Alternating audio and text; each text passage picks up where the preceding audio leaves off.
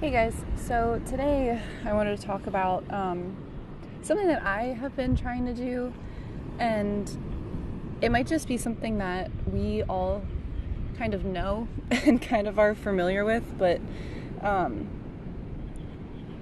it's the act of actually doing it. I don't think a lot of us actually do it.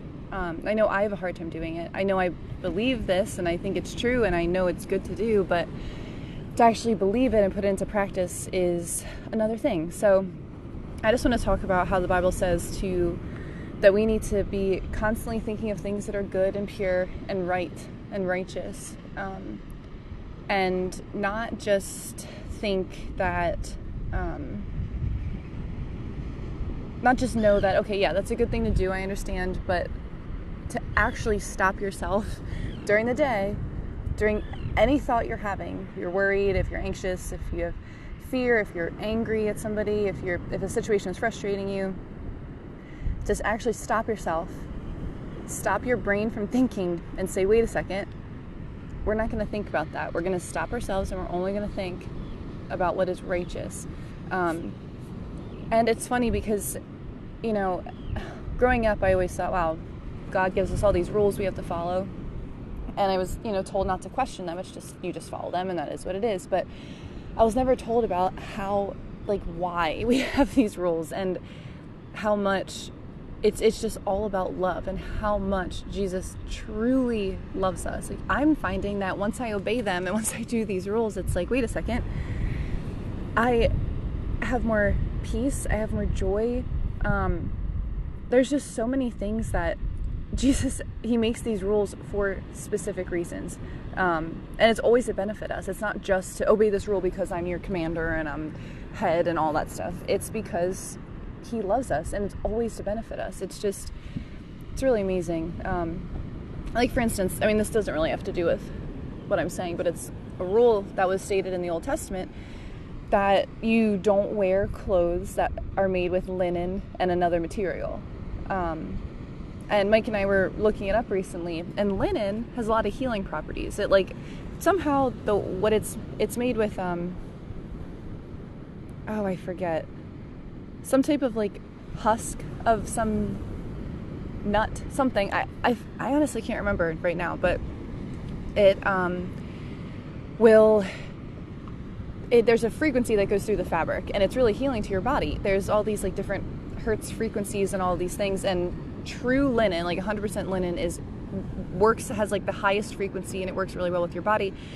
And back in the day, hospital beds, those sheets were completely made of linen because they understood this. And now, obviously, we're so backwards. But anyway, and it says in the Bible in the Old Testament, to not mix linen with other type of clothing. And whenever I read that or heard that or, rules along that line, it's that's so dumb. God has all these picky rules. He just wants to be this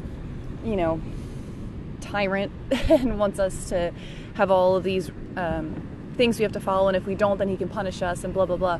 But it turns out that if you mix linen, if you wear that with another type of fabric, it ruins the frequency of the linen, and it doesn't heal as well or heal at all, depending on what other fabric is mixed with it. But he's doing that to help us. And the thing is, we don't need to know. We don't I'm glad I found that information out. I think it's really interesting, and it just makes me see how good God is again and again, time over and over. But it makes me realize okay, I don't need to know everything. All I need to know is that God is for me and he is good, and he is the definition of good. And if I believe that, I can trust everything he says, no matter what the rule is.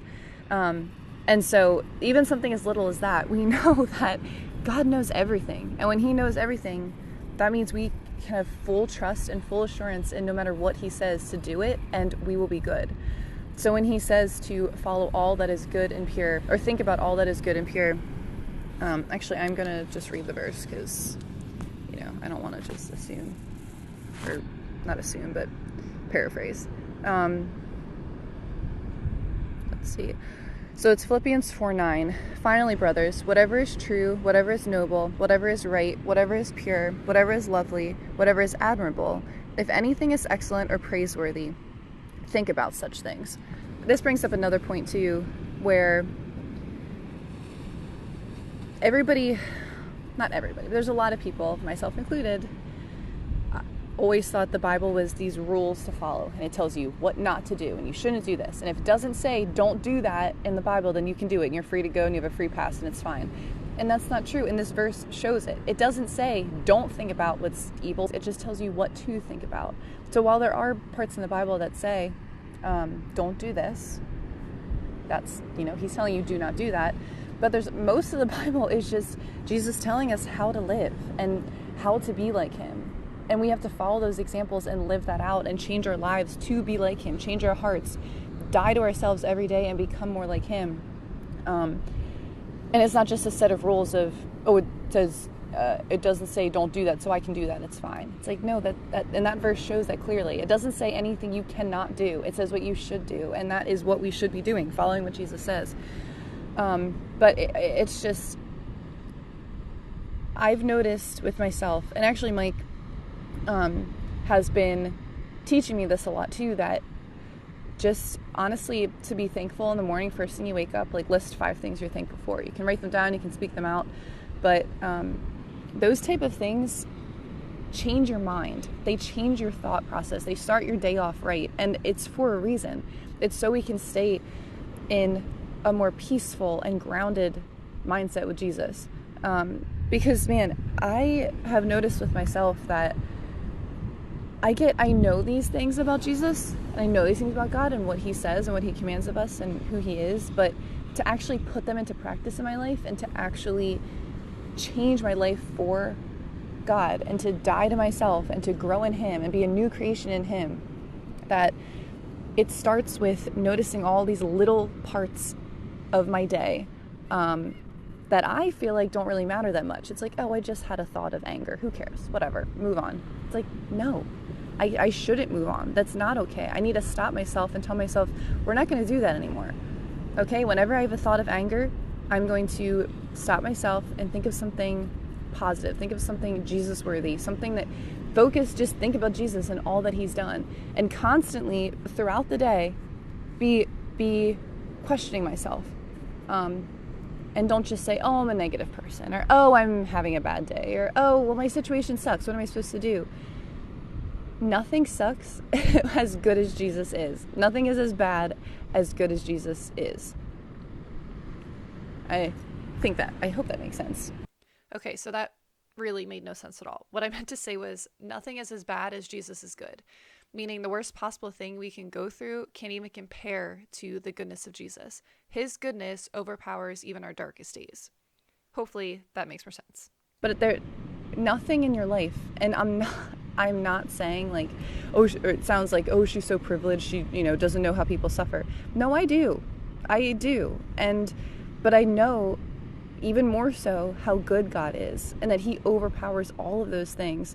And when we focus on him and we keep our mind set on him, no matter what we are going through, those things become bearable. We can bear them with him. We can handle them. We can move through them and learn from them. It doesn't mean it's going to be easy. It doesn't mean everything is just going to be peaches and cream and, perfect. But it's a heck of a lot easier, I promise, than handling it yourself.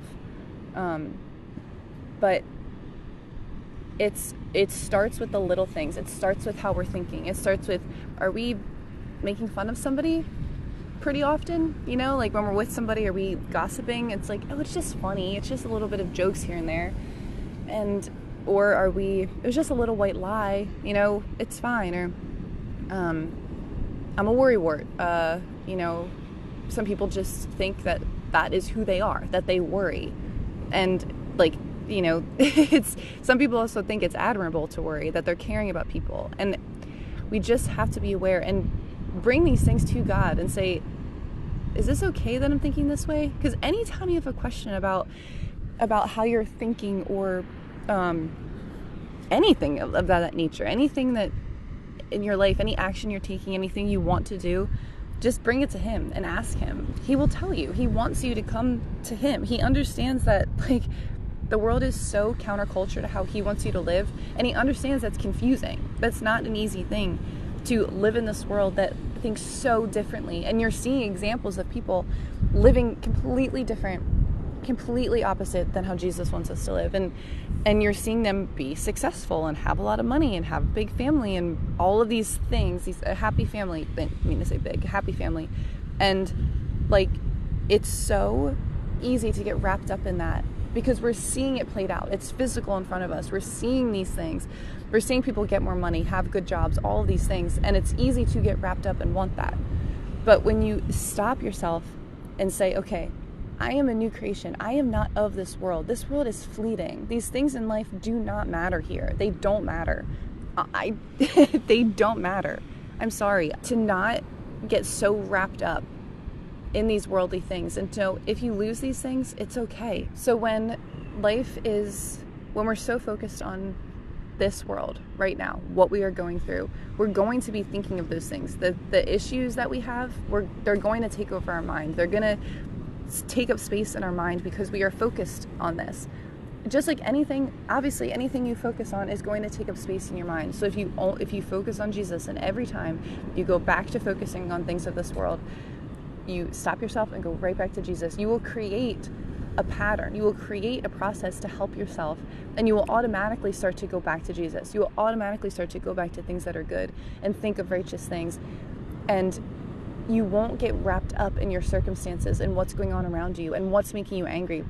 Even if it's just traffic, those things, all of a sudden you're going to be like, wait, I'm not angry at this anymore. And I have peace during this situation. Like, that is why God wants us to focus on righteous and holy things and Him. Focus on Him and change our mindset and our brain pathways to be thinking of Him, because it's for our own good. It's for our own benefit, because it brings us joy, it brings us peace, and we have a foundation, and we are strong, and we are grounded, and we're not moving. We're anchored in. We're set, and even though the storm comes, it's fine. And what is that Bible verse? I forgot to bring my Bible to the beach, but I just saw it today. I don't remember the reference, but it's one of my favorite ones, which is so bad that I don't remember the reference. But it's, he is like a tree planted by streams of water that sends out he's like a tree planted by streams of water that sends out its roots by the stream. I don't think it's a stream twice like that, but it does not wither when it's in a drought. It stays green. I'm definitely paraphrasing, but the point is, we want to be like a tree that has our roots so deep next to a constant bubbling stream of Jesus' love and Jesus' knowledge and who He is and just His presence, that when a drought comes, we're staying green, and it doesn't matter because we're so strong in Him, and we have so much power in Him that these earthly things that the enemy tries to totally distract you by and pull you off the pathway with, they don't pull you off anymore. But it starts with the little things every day, the changing your mind every single day, waking up and not being angry, waking up and trying not to be anxious. And they're not going to be easy. It's not like it's going to, all of a sudden you're just going to be perfect and doing, like, change your mind instantly. Like, habits take time to form. But if you work on it, God will help you, because He loves you, and He sees you trying, and He wants you to have success, just like He promises you to have through Him. And as long as you're trying and you're focusing and thinking of things you love, or not thinking of things you love, thinking of things Jesus loves, and just being aware of His presence around you 24/7, your life will be better. It just, maybe not circumstantially, but how you handle them, and mentally and spiritually, and I promise, I promise these things will just become easier for you. Oh, I'm rambling again. I need to do these podcasts more because God told me to do them. He wants me to do podcasts, but He's also blessing us with work with our woodworking business and doing all the plants and the biophilic business that we do. And so I'm just trying to balance, like, He's giving us business with that, which I am so grateful for, but I don't want to neglect the podcast, because I want to get better instead of just rambling and mumbling and saying, like I do. But yeah, it's just trying to figure out a balance of that, which I'm trying, and I'm going to get better, and we're going to get better. We have a bunch that we want to record, but we just, we apologize. If you're like one of the few people that actually listen to us, we want to be more consistent, like at least weekly, once a week is our goal. We just got to get there, but that's why I'm kind of flip-floppy. and all over the place. Okay, but I did want to read Colossians 3. It says, "Since then, you have been raised with Christ. Set your hearts on things above, where Christ is, seated at the right hand of God. Set your minds on things above, not on earthly things. For you died, and your life is now hidden with Christ in God. When Christ, who is your life, appears, then you also will appear with him in glory." And so verse 2 is my favorite. "Set your mind on things above, not on earthly things." Oh, and verse 3. "For you died, and your life is now hidden with Christ in God." Like, please remind yourself, please remember that you are dead. If you are a believer and you love Jesus, your old self is dead. And every day that that old self tries to come back, you need to kill it. You need to put that thing down, because you are a new creation, and that little monster is going to come trying to crawl back up. But you need to constantly be changing your mind every day, thinking about it, because the more you do those little things, when you're in traffic and you're angry, you say, nope, I'm going to focus on Jesus. You're going to repeat Bible verses to yourself. You're just going to pray to him and talk to him. Slowly, that old self, that self that's evil and wrong and just worldly, humanly, that will start to dissipate more and more and more. While we're here on this earth, it's still going to try to show its ugly head, but we don't want any part of our old selves. We want to be like Jesus, because we are his bride. Like, when you're married, you are a couple, you are together. And I know, obviously we don't do these podcasts together all the time, but marriage is, you are one. And marriage is it's such an amazing thing, because you become one with somebody else. You make a covenant with Jesus. Like, you become a new creation between the two of you. It's amazing. It's the strongest covenant. Not the strongest covenant, but it's a covenant with God that you have with somebody else. And it's what a cool thing. Anyway, marriage is really cool, but and God uses marriage as an example to show, we are his bride. We are one with God, with the creator of the universe. You are one with him. Man, what kind of, when you start to think like that, I had this in another podcast, but when you start to think like that and you think, I'm a child of God, the God who created all this beauty, he's my dad, and I'm not going to be here forever. This is just to spread his name and to get more people to love and follow him. No matter what happens to me here, it's so be it. I'm going to be for eternity with him, forever and ever. Eternity in bliss. And I can have part of that here on earth, so long as I am trying to focus on him and turning my life around and trying to be like him. The more peace, the more joy, the more reassurance, the more grounded I will be. But I want another tattoo that says to die is gain, or just to die to yourself, all of these things, because, man, it is something that I am trying so hard to do in my life, to think of myself.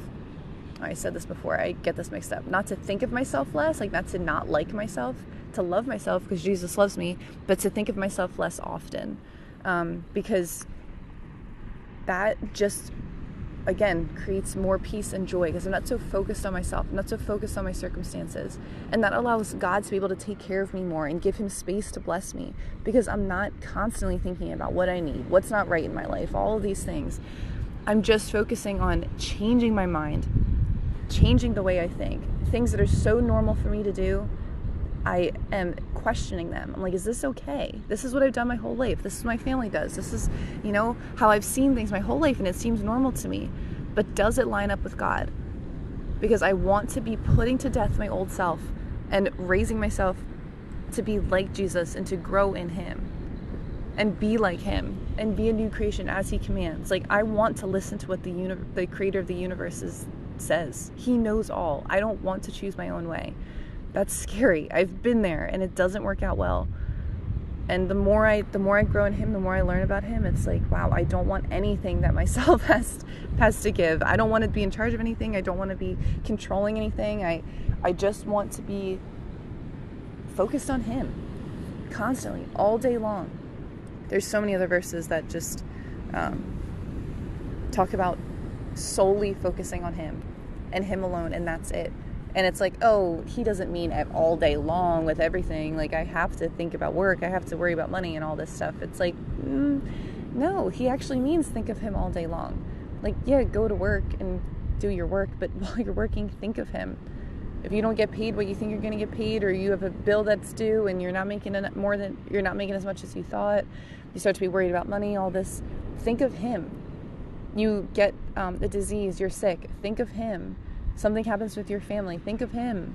You lose your job, think of him. Like, don't focus on the circumstances, because there's nothing you can do that's going to turn these circumstances around that's better than focusing on Jesus.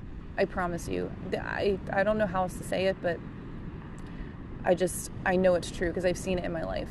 And I still question it because I'm human, and I still doubt, but I just need to keep reminding myself and put myself in the shoes of, honestly, the disciples a lot, because they suffered in joy because of Jesus. They knew him so well. I mean, we can trust Jesus just to know that people suffered and died brutal deaths because of how much they loved Jesus and how good he was. So I'm running out of time for my camera, but hopefully this made sense. Again, I know I ramble and stuff, and I hope the sound is all right, but yeah, all right. Well, thanks, guys. We'll talk to you later.